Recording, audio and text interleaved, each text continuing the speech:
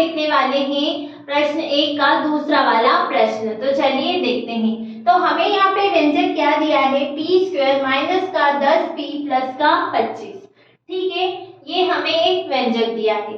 तो हम इस प्रकार के व्यंजक में क्या करते हैं, जो हमारी बीच वाली संख्या रहती है और ये जो कांस्टेंट संख्या रहती है, तो इसका क्या करते हैं, हम कोई दो संख्या इस प्रकार से लेते हैं कि जब हम उनका प्लस या माइनस करें तो हमें ये वाली संख्या मिले, मध्य वाली संख्या, और जब हम उनका गुणा करें तो हमें ये वाली संख्या मिल जाए। ठीक है, तो हमें कोई ऐसी संख्याएं जो है लेनी होती है। अब देखिए कि वो संख्याएं कौन सी हो सकती है। तो जब मैं 5 में 5 को जोड़ दूंगी तो कितना हो जाएगा, 10 हो जाएगा। और यदि मैं 5 और 5 का गुणा भी कर दूंगी तो कितना हो जाएगा, 25 हो जाएगा। तो मैंने वही बोला कि यदि मैं दो संख्याओं का प्लस या माइनस प्लस करूं तो मुझे 10 मिल रहा है, और मैं उन्हीं दो संख्याओं का जब गुणा कर रही तो मुझे ये संख्या मिल रही। तब वो दो संख्याएं कौन सी हो गई, 5 और 5। तो समझ में आया। अब देखिए हम इनका गुणनखंड करते हैं। तो पी स्क्वायर ऐसा ही रहेगा, माइनस का 10 को क्या लिख सकते हैं, 5 प्लस 5, और ये जो p है वो रहेगा अभी बाहर। समझ में आ गया। इसके हमने क्या कर दिए, गुणनखंड कर दिए। अब ये जो 25 है, ये तो 25 होता है, लेकिन अभी हम इसको 25 ही रहने देते हैं क्योंकि इसका बाद में उपयोग होगा। लेकिन समझ में तो आया कि दो संख्या में 5 और 5 ही रहने, क्योंकि जब भी 25 बनेगा। ठीक है, अब इस p का इस कोष्ठक के अंदर गुणा कर देते हैं तो क्या होगा, पी स्क्वायर माइनस का, अब देखो जो हमारा कोष्ठक है उसके बाहर क्या है, माइनस, और इस p का तो हम गुणा कर ही रहे, साथ में इस माइनस का भी गुणा कर देंगे। तो कैसे होगा, माइनस का 5p, और ये भी कितना हो जाएगा, माइनस प्लस माइनस का 5p। ठीक है, मतलब माइनस और p का हमने इस कोष्ठक के अंदर जो है गुणा कर दिया। अब ये दोनों धनात्मक थे, जब माइनस का गुणा किया तो दोनों ऋणात्मक हो गए, साथ में ही हमने p का भी गुणा कर दिया। समझ में ये बात। ठीक है, अब यहाँ प्लस है तो यहाँ भी प्लस है, और ये 25।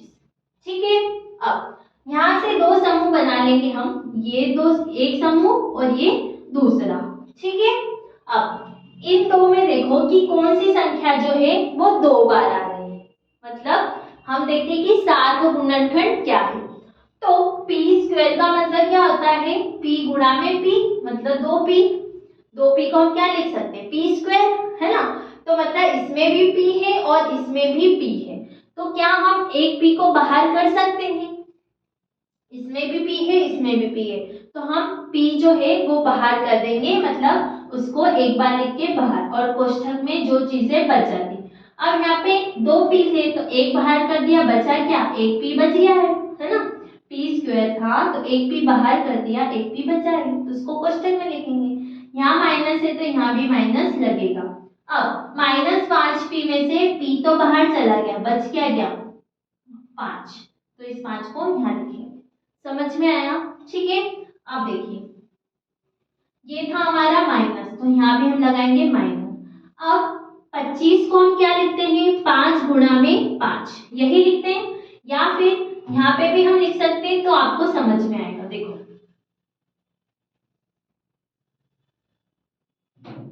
25 को क्या लिख सकते हैं, 5 गुणा में 5। ठीक है, अब ये दो समूह बने थे अपने, तो इसमें भी 5 है इसमें भी 5 है, तो क्या हम 5 को कॉमन ले सकते हैं, बिल्कुल ले सकते हैं। तो हमने यहाँ ले लिया 5। अब बचा क्या, यहाँ पे 5 तो बाहर हो गया, बचा क्या, p।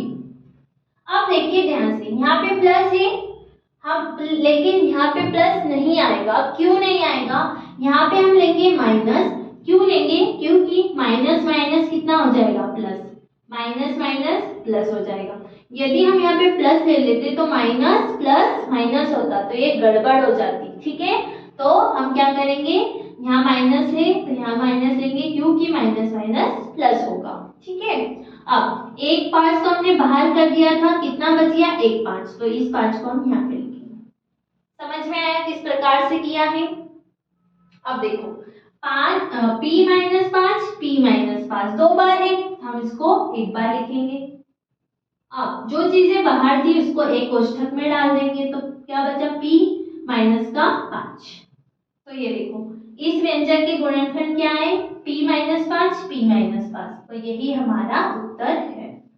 समझ में आया किस प्रकार से जो है हमने इस व्यंजक के गुणनखंड किए हैं। ठीक है, तो ये था प्रश्न 2। अब हम देखेंगे इसके अगले वाले प्रश्न।